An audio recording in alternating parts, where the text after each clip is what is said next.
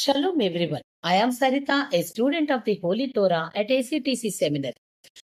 ప్రియ స్నేహితులారా, ఈ వారం తోరా గ్రంథములో 53వ పర్ష హాజీను.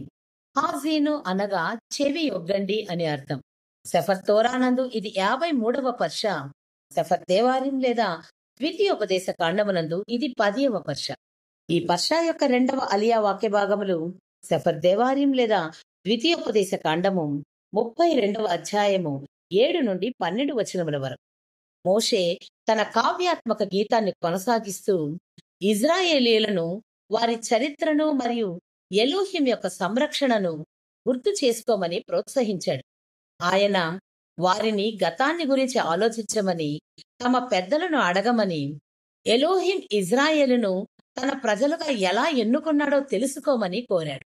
మోషే ఎలోహిం ఇజ్రాయేలును ఎడారిలో కనుగొని తన కనుపాపలా కాపాడి, గద్ద తన పిల్లలను రక్షించి ఎగరడం నేర్పినట్లు వారిని పోషించాడని వర్ణించాడు.